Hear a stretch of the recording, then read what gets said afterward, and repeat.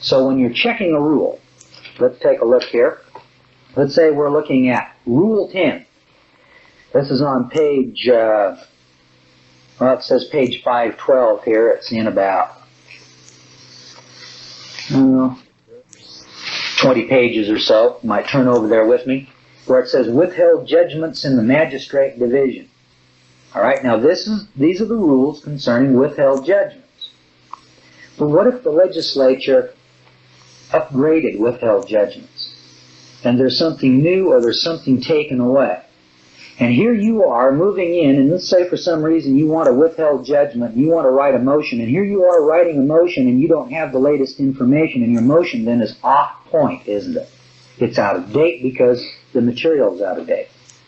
All right? Always check that supplement. Now, going over the rules, if you're not in a federal district court, you're not concerned with the federal district court rules. But let's suppose that the IRS hauls me in now and they're going to charge me with willful failure to file. And I run over and I get my Idaho court rules and I start looking through here now because I want to see how to answer the complaint. See how ridiculous that is? No. Then what I've got to do is go to my local law library, don't I?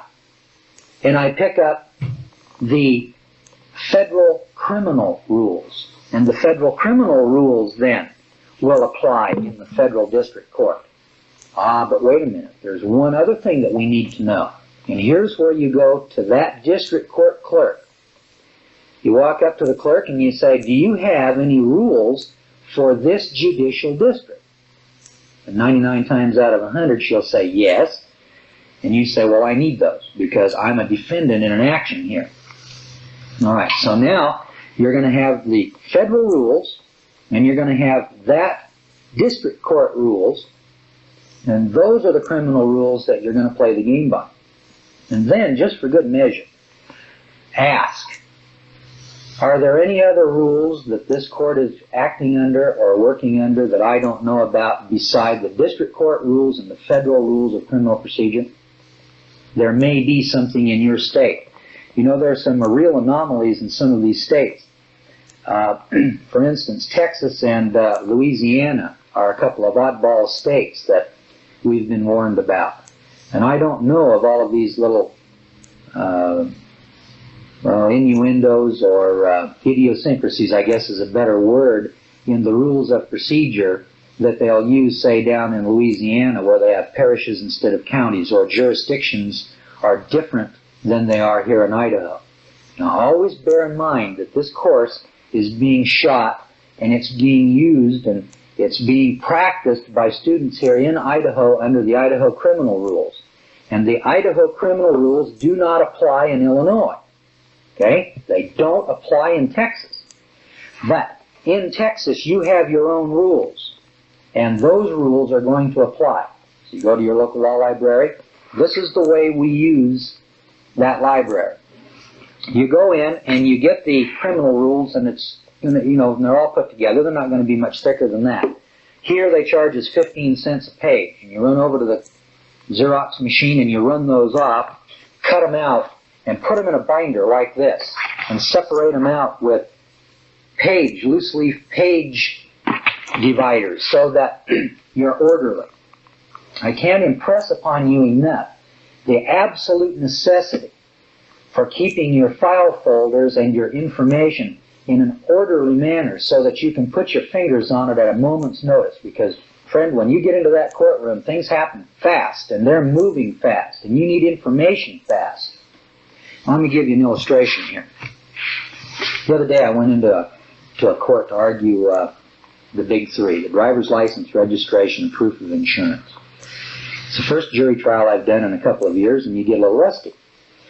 So they drugged me clear up to the jury, and we went into the process. And so one of the things I said, well, Your Honor, let the record show that I'm sitting before the court, and I don't have counsel. However, I do have counsel in the courtroom, and I'd like, at this time, like my counsel to take his place beside me. And so my counsel just got up, and he sat down, and right away the judge said, well, now, is he licensed in the state of Idaho? No. Prosecutor, well, I object. If he's not licensed, he can't be here. Now remember, in your book called Legal Quotations, take a look under the subject matter of counsel on number 203, 4, 5, 6, and 7. Are some quotations from the Supreme Court of the United States. And so this little wimp, called a prosecuting attorney over here, he rose eloquently to the occasion, and he told the judge how the Supreme Court of the state of Idaho had already ruled on this subject matter, and how the legislature had ruled on this issue, and that unlicensed counsel could not act in the courtroom. So came my turn for rebuttal, and of course I had to say a few words, and I pointed out that I'm the defendant, and I'm the fellow who's going to prison, and I'm the fellow who's going to suffer the pains and penalties, and the prosecutor over here isn't. And that the court couldn't throw me out for being in there pro se, so if I'm competent to come into the courtroom pro se and defend myself, does it make any sense to the court to exclude my counsel? Does it make any sense to the court to say your counsel is less competent or qualified than you are? Would I employ somebody who's less competent than I am to carry out a specific task? And if I am inarticulate, and if I cannot present my case, and if I cannot cross-examine, could this guy do any worse? If I can't cross-examine somebody, the worst that could happen is that he can't cross-examine somebody. So what difference does it make which one of the two of us is incompetent? You'll concede that I have the right to come into the court and defend myself. Well, then I have the right to come into the court and defend myself with my next friend. Okay? The word next friend comes from the Brotherhood of Locomotive Engineers versus West Virginia, I believe it is, or the West Virginia Bar Association. You'll find that in one of these books. But remember, legal quotations. And so I quoted about 4 or 5 cases right out of legal quotations with the jury present. And I said, the Supreme Court of the United States says I've got the right to unfettered counsel, and if I'm denied counsel, why, that conviction is null and void, and that's called the, I think it was called the automatic reversal rule.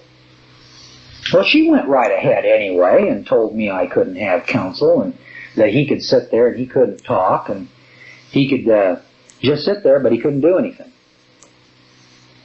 Well, Your Honor, if he can just sit here and can't help me, if he can't examine witnesses and cross-examine and advise me, I think he should probably sit over there where he'd have a better view.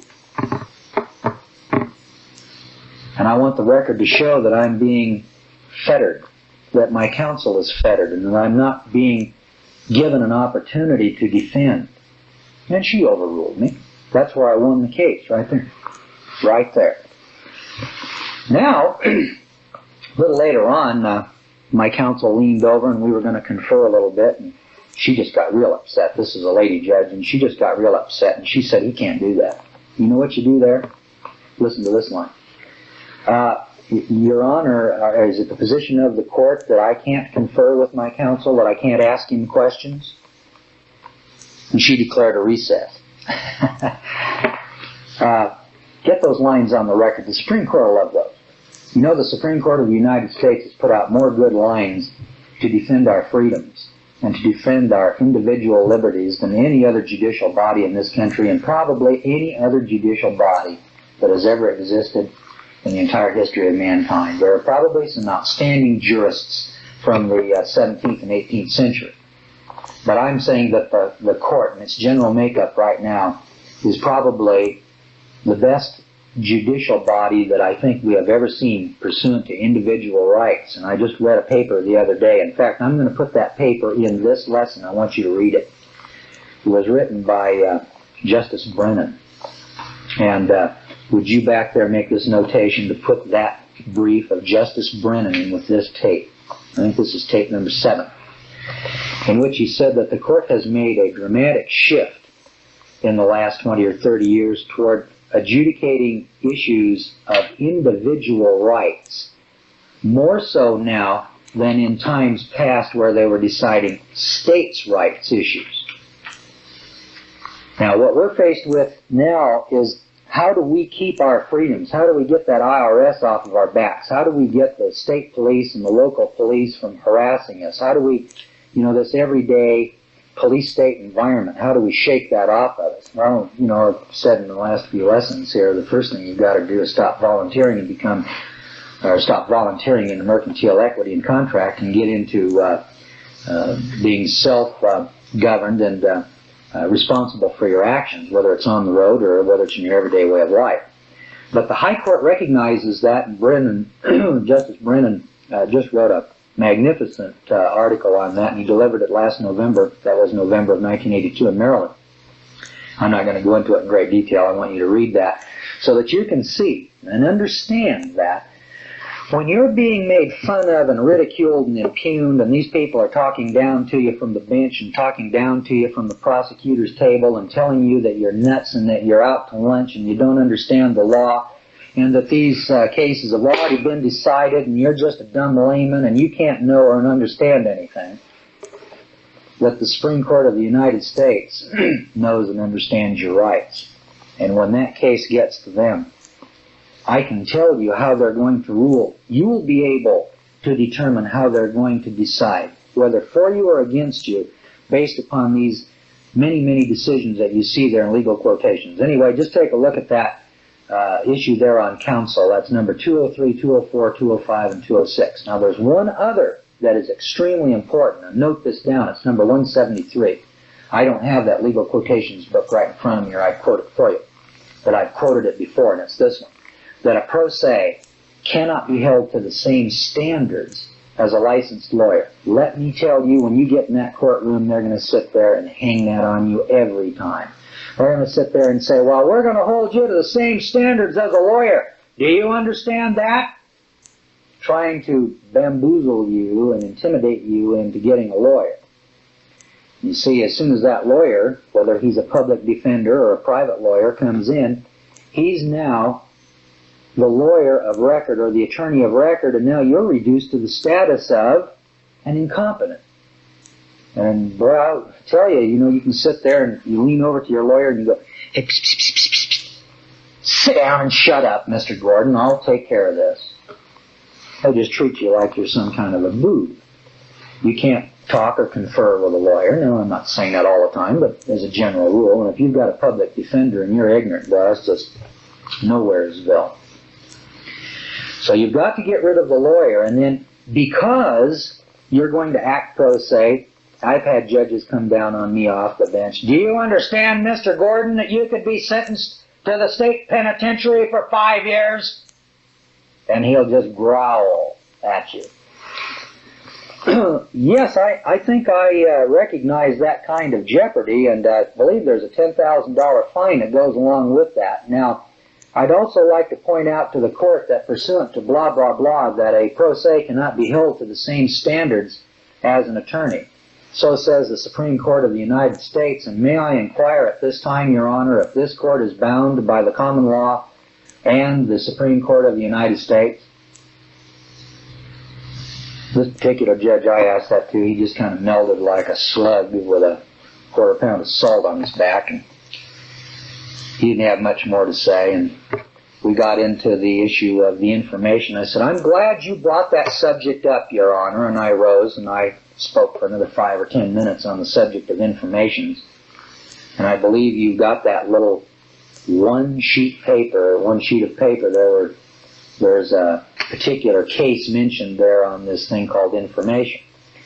It's much easier to defend yourself against a felony than it is a traffic ticket, because remember, traffic tickets come under administrative law and contract and equity, and when you're going in there, if you've got a driver's license, you're guilty going in because you've got the license, and that's the prima facie evidence of intent.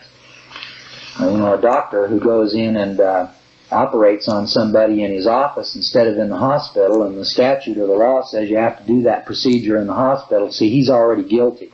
It's just a matter of did you do the act or didn't you do the act. It's not did you intend one thing or another. Was it innocent or accidental? All right, now keep that in mind. There also, pursuant to rules of procedure in the court, are going to be specific statutes that may regulate some of the activities of the court, and you ought to be alert to the fact that we believe that's a violation of the doctrine of the separation of powers. when the legislature prescribes the rules of procedure that are to be used in the courtroom or who shall practice there, as they do here in Idaho. For instance, we have Idaho Code 3-104 and 3-420, which prescribes who will and who will not practice in the courtroom. Our state Supreme Court here said that they're not going to listen to any licensing standards set down by the legislature. And that's good, and I'm glad they've done that. I don't want my judges here listening to the legislature at all. The legislature passes the laws, the judge applies the law in the specific case. When the legislature starts telling the judges how they will perform, they're infringing upon that separate and co-equal branch of government that has the equal power of the legislature. I don't want to see that violated. But you're going to see specific statutes applied, and the lower court judges will just rubber stamp anything they see from the legislature because they come out of law school and law school tells them that the legislature is sovereign. I can show you about 6 or 8 or 10 other levels of authority that supersede the legislature of Idaho. The legislature is so far down the line of power over here is that it makes it ridiculous to talk about the sovereignty of the legislature. The legislature is sovereign in its authority over corporations, trade, commerce, business, and industry, not individuals. Now, I'm an individual and a sovereign citizen. Now, it can't pass rules and regulations that would affect my rights. Remember, Miranda, page 491, where rights are involved, there can be no rulemaking or legislation that would abrogate them. And Marbury versus Madison. Now, you've got the Miranda case, and I think you've got Marbury versus Madison, which was decided in 1803. Now, the Marbury case was a matter of mandamus and a matter of rights. And I want to impress upon you here that when a case is decided in 1797 or 1803, it's just as forceful and has just as much vitality and vigor, as President Kennedy used to say, as any case decided today. The Supreme Court does not reverse itself very often. There probably are a dozen times where the Supreme Court has changed or reversed itself in the history of our country. I can only think of 2 or 3. And Marbury versus Madison is an issue of rights, and it claims that the Constitution is a superior law, superior document. It's way up here.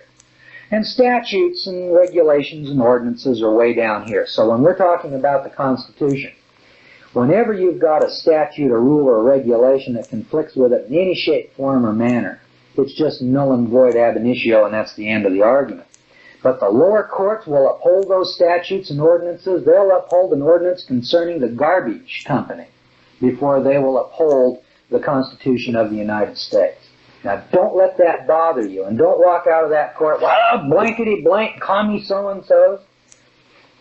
This particular judge I was just referring to a little while ago really got uptight, and I said, excuse me, Your Honor, and I can see that you're a little upset there. Occasionally I'll throw a line in like this. Would you like to call a recess so that you can regain your composure? Once in a while I'll throw that line in, and I suggested to this judge that this court is not a court of competent jurisdiction, and the court couldn't decide these issues. There's no issues of fact before the court for the jury to decide. I've already stipulated that I don't have a driver's license, the car's not registered, and there's no insurance, and that I'm claiming that Title 49 doesn't apply to me, so therefore there are only issues of law.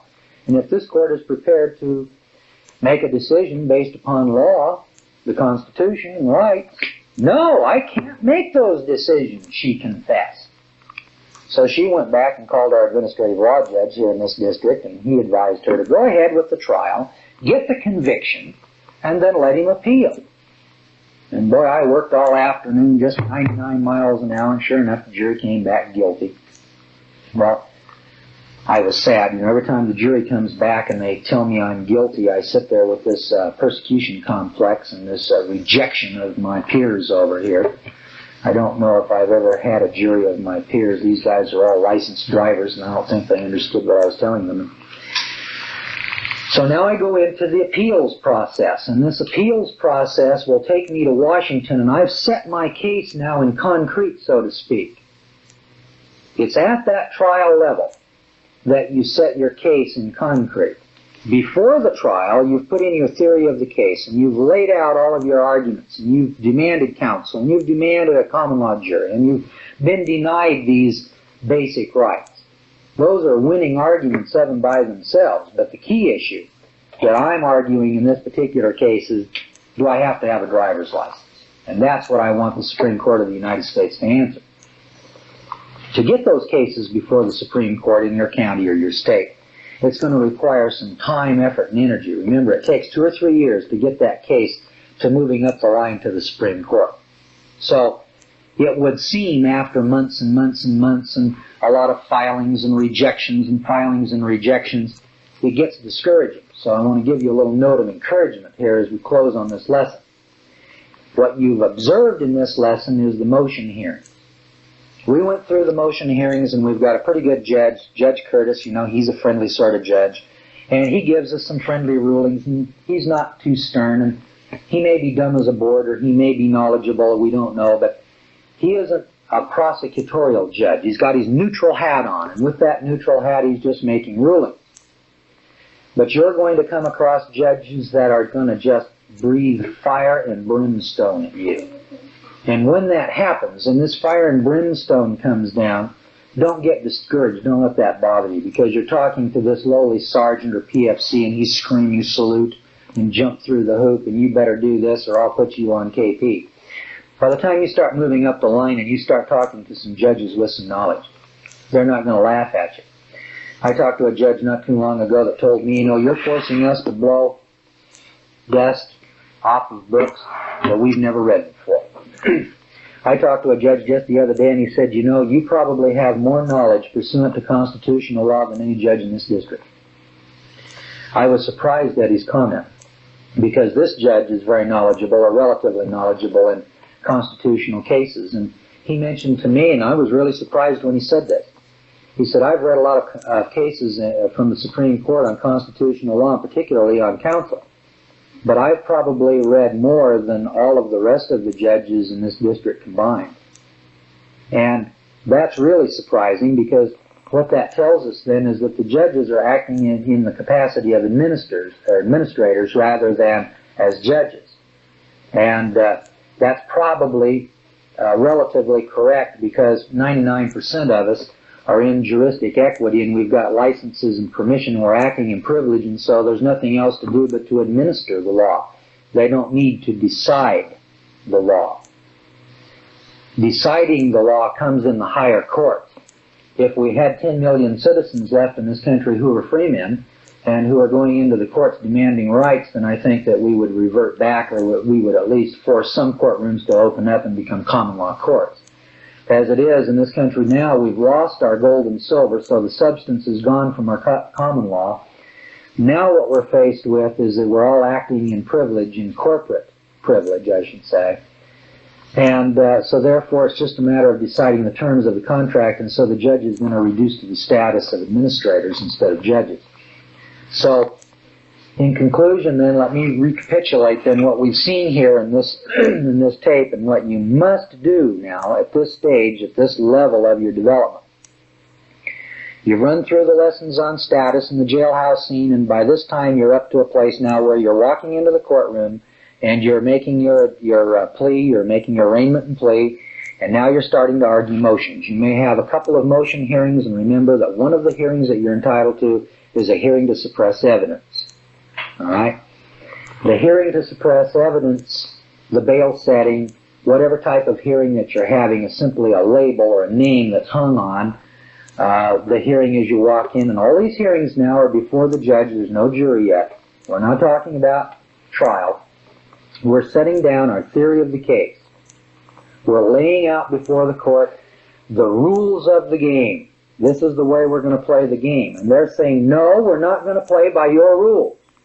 And you're saying, we're going to play by the common law rules. Now, you've got a right to the common law rules, and they can't take that away from you. But they're going to do everything in their power to discourage you and to tell you, no, you can't. And they're going to laugh at you and ridicule you and make fun of you. And if you can't weather that storm, you're going to have to get out of the kitchen. Or how do Harry Truman word that? He said, if you can't stand the heat, then get out of the kitchen. I didn't tell you now that when you go into the courts that you're going to have an easy time of it. And you have to go through these lower courts, because the Supreme Court has said that they're not going to listen to these appeals unless you've exhausted all of your remedies within the borders of your state. So if you have to go to the traffic court, then you have to go to the traffic court and be humiliated. And then you have to appeal maybe to your magistrate, and then maybe to your district court, and then to your appeals court and your state Supreme Court. And when everybody in your state says, you're wrong, sit down and shut up. Remember that colored lady that rode the front of the bus? You know how many times she was rejected? First of all, she had to get on the bus and break the law. And then after she got that out of the way and they arrested her and hauled her off to jail and took her fingerprints and booked her and kept her in jail for several days and made her pay bail or bond and got out, she had to go to trial and the jury sat there and said, guilty! Can you imagine the rejection of that poor woman? And then she went to the next court. We affirm the jury's decision. And the next court, we affirm the lower court's decision. Until finally she got to Washington and the Supreme Court said, yeah, we think you've got a real issue here, lady. We want to listen to what you've got to say. And she laid out her story and said, I'm a black woman, I'm a citizen of the United States, and I don't think that based upon race, religion, and color, you can compel me to ride the back of the bus. And the Supreme Court said, yeah, that's right. We agree with you. Finally, victory comes at the end of a long, arduous road. Things are different down in Alabama now than they were in 1964.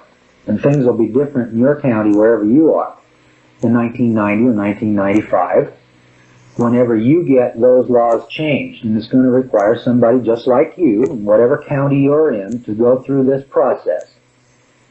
The first thing you've got to do is challenge the law. And you can't sue. I'll caution you against challenging the law without using the right process. Now, you know over in Illinois there's a little town there somewhere, I don't know if it's Marion or whatever this little town's name is in Illinois, and they passed this gun control legislation, an ordinance, banning handguns.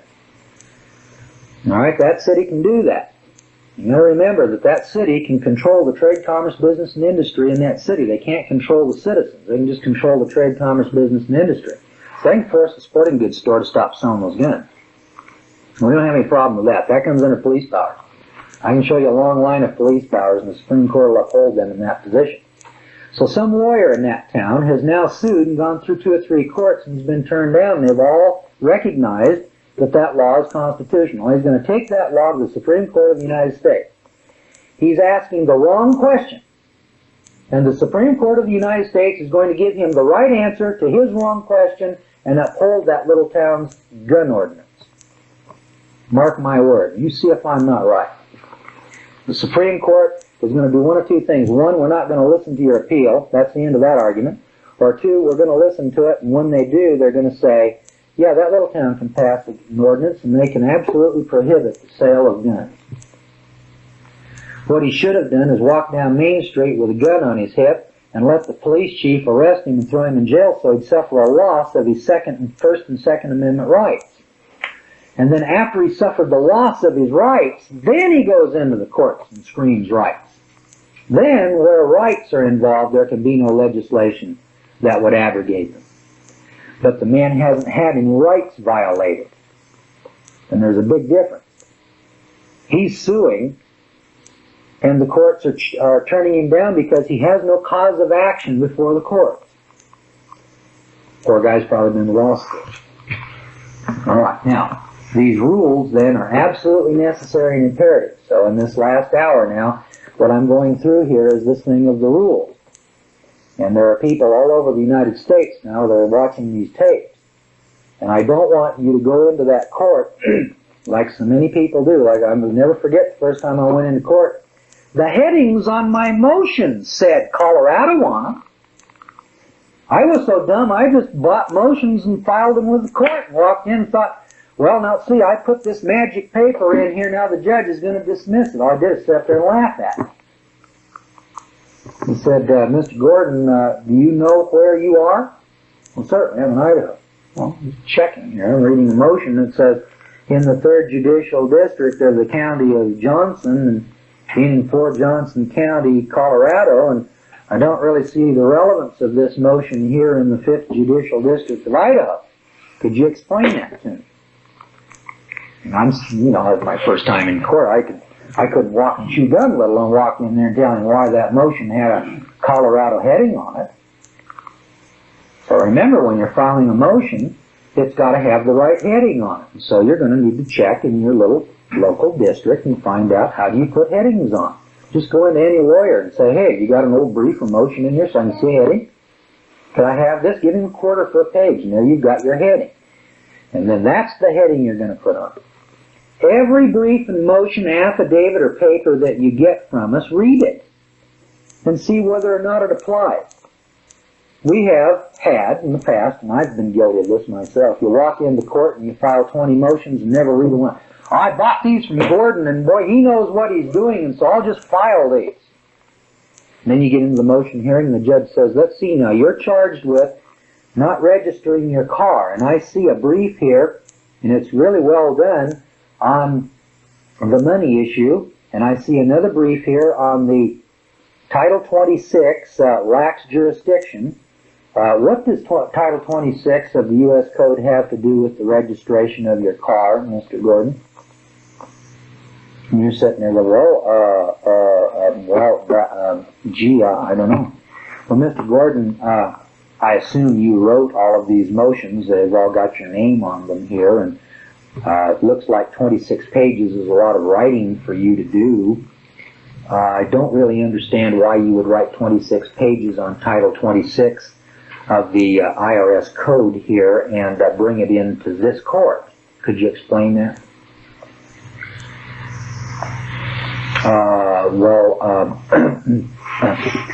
You see, the good serious pro say he writes his own paper and therefore he's not anxious to write 20 pages on a subject that's not relevant to the case, is he?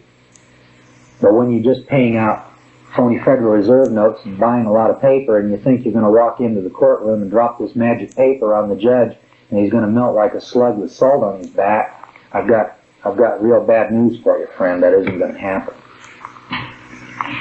So unless you're ready to take the heat that's going to come out of that kitchen over there, you're in the wrong game.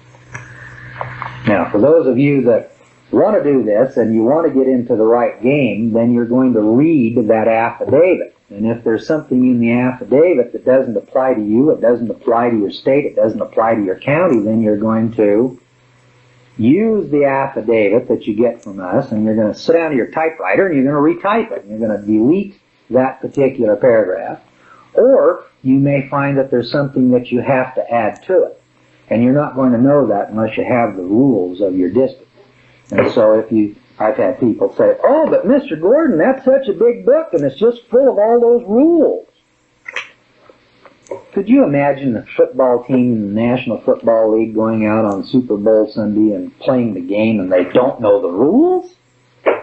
Or a referee that doesn't know the rules? The game is played, friends, by the rules of the court procedure of your state. And if you don't know the rules, you can't play the game. And if you don't know the rules, you can't win. Just telling you. So if you think that you want to play and you don't want to take the time to learn the rules, then it's your problem in life, not mine. Now, that's the bad news. Now, the good news is you don't need to memorize these rules. You just need to sit down in the bathtub where there's a little privacy and you won't be bothered by the kids and the wife and the doorbell. And take your big toe and you flip the hot water faucet on and you get nice and warm and you sit there and you read it. Just read it. It all goes into your computer up here. Then, here's what will happen. You're sitting there in the courtroom and the red flag comes up. Somebody does something. Objection, Your Honor. There's some rule that covers that. And I don't know what it is. I think it's Rule 5 here. And remember, your rules of procedure, they start out logically. They start out with the warrant for the arrest, and they go through the arrest, and then the jail, and then the bail, and then the arraignment, and then the motion hearings, and on up the line, the probable cause hearings, and on up to trial, and then finally you're going to get up to Rule 54, where it says appeal. Isn't that logical? Rule 54 is appeal after conviction, and then back here, Rule number 1 is the warrant for your arrest. And everything that occurs in between is logically put in there. So as you're going through and you say, wait a minute, where am I? Motions. Well, there's an index in here that says motions. Gee, let's read about motions. So when you're filing motions, it'll tell you what day to file them on, what day to move to have them heard on, how you motion up a motion hearing day, Everything you need to know is there in the rules. So every time you have a proceeding, like arraignment, go to the rules and read the arraignment. That's one rule. I think in this state it's about Rule 4. Alright? So you look at Rule 4 a couple hours before you go into court and you familiarize yourself with the rules. No big problem. You walk into that courtroom and you handle the arraignment. Now the arraignment's behind you, right? Don't need to read the arraignment rule anymore. Don't need to memorize it. What's going to happen next? Now we got to have a motion hearing. Now you go to motion hearing. Take motion hearing and you file your paper and you just step 1, step 2, step 3, step 4, and that's all there is to it. Sounds simple. But boy, I'll tell you, the adrenaline's going to flow. And you're going to have some tough moments in there. From the book that's called Legal Quotations, every time you get despondent, you just pick up legal quotations and start reading what your Supreme Court, down there at the end of the road, remember, that's where you're going. You got a ticket. Now you're going to have it finally adjudicated by Chief Justice Warren Burger. He's the guy that's going to make the final determination, he and the other justices. Read your legal quotations and find out what your Supreme Court says every time you get despondent. That'll perk you right up. All right, I think that pretty well covers it. And so now you have the motion hearing and the procedure. You've had an opportunity to watch some people operate in the courtroom. The next step for you is to put on the swimming trunks and jump into the pool and start swimming. Now you need a ticket.